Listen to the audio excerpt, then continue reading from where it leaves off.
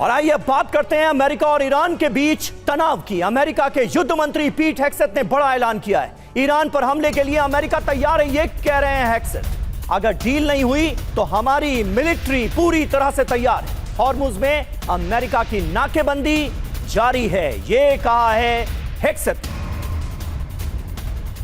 तो देखिए एक बार फिर अमेरिका का धमकी भरा अंदाज नजर आ रहा है। अमेरिका के युद्ध मंत्री पीट हेग्सेथ कह रहे हैं कि हॉर्मुज में अमेरिका की नाकेबंदी जारी रहेगी। कल तमाम जगहों से ये खबरें सामने आ रही थी कि अमेरिका नेवल ब्लॉकेड हटा सकता है, युद्ध में जो नुकसान हुआ है ईरान को उसका हर्जाना दे सकता है। लेकिन अब अमेरिका की तरफ से पीट हेग्सेथ इन तमाम खबरों को एक तरह से खारिज करते हुए नजर आ रहे हैं। कह रहे हैं डील नहीं हुई तो हमारी मिलिट्री तैयार है और हॉर्मुज में अमेरिका का जो नेवल ब्लॉकेड है वो भी जारी रहेगा।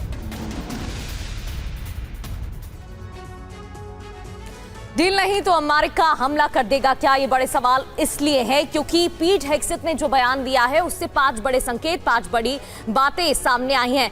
अब इससे जुड़े 7 पॉइंट्स आपको बताते हैं। अमेरिका की मिलिट्री तैयारी लगातार की जा रही है, डील नहीं तो हमला कर सकते हैं, ये स्पष्ट किया गया है। और ईरान एटमी नीति को आगे ना बढ़ाए, ये साफ साफ अमेरिका की तरफ से बार बार कहा गया है। हॉर्मुज पर ईरान का नहीं हमारा कंट्रोल है, ये बयान दिया IRGC के बयान के बाद। राष्ट्रपति डोनाल्ड ट्रंप का स्टैंड बदला नहीं है, ये भी क्लियर किया गया। ईरान को न्यूक्लियर हथियार ना मिले, ईरान को समझौता कर लेना चाहिए। अब ये जो बयान दिया गया है इसके मायने क्या है? ईरान पर दबाव बढ़ाने की कोशिश है, डील नहीं तो हमला फिर होगा, ये जता दिया गया है। ताकत का प्रदर्शन किया गया है, यानी अमेरिका सैन्य तैयारी दिखा रहा है। बातचीत का संकेत दिया गया है कि समझौते का रास्ता खुला रखा है। और हमारे साथ तमाम खास मेहमान मौजूद हैं। Group captain GK Pandey ji हमारे साथ मौजूद हैं।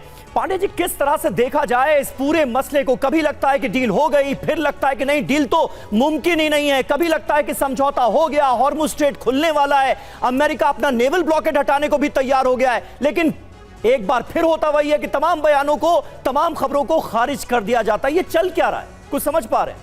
देखिए, निश्चित रूप से ऊहापोह की कंडीशन में है इस समय, क्योंकि ईरान के जो रेड लाइंस हैं और अमेरिका की जो रेड लाइंस हैं, उन्होंने ये एकदम सख्ती से उस पर पालन कर रहे हैं लोग कि जब तक उनकी मांगें पूरी नहीं होती तो वो आगे नहीं बढ़ेंगे और शांति वार्ता पर साइन नहीं करेंगे। जबकि माहौल को पॉजिटिव बनाने के प्रयास में, हालांकि किस प्रकार से पॉजिटिव होगा ये तो समझना मुश्किल है।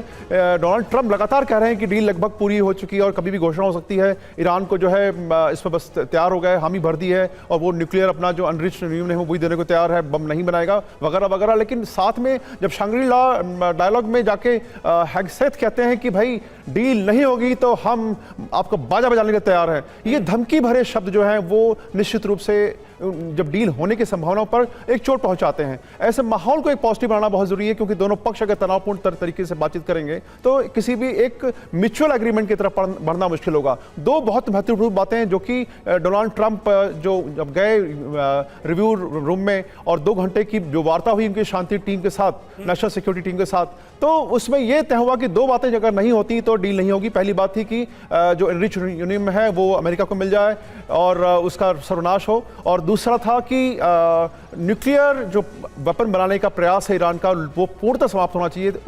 ईरान को कोई हक नहीं है परमाणु बम रखने का। जब ऐसी स्थिति में, जबकि दूसरी तरफ ईरान कह रहा है कि भाई हमें जब तक कि शांति नहीं मिलती, हम ऐसी संभावनाओं की तरफ नहीं जाते जहां वहां पर युद्ध होने की संभावनाओं को क्षीण कर दिया जाता है, तब तक हमें प्रयास करने ही होंगे। और हम एनरिच्ड यूरेनियम में आपको नहीं, हम एक तीसरे देश को देने को तैयार हैं। तो बहुत सारे मुद्दे हैं जो कि बातचीत के द्वारा सुलझाए जा सकते हैं, लेकिन उस तरफ प्रयास न होकर धमकी भरे शब्दों का प्रयोग हो रहा है। और साथ में अमेरिका का रुख क्या है इसे समझना मुश्किल नहीं, नामुमकिन होता हुआ नजर आ रहा है। और अगर डील की बात हो रही है, समझौते की बात हो रही है, आपको खुद उम्मीद नजर आ रही है कि आने वाले वक्त में समझौता हो सकता है, तो फिर आप ये कैसे कह सकते हैं कि अगर समझौता नहीं किया तो हम हमला कर देंगे? ये अल्फाज जो हैं ये किस तरफ इशारा कर रहे हैं, ये भी अपने आप में एक बड़ा सवाल है।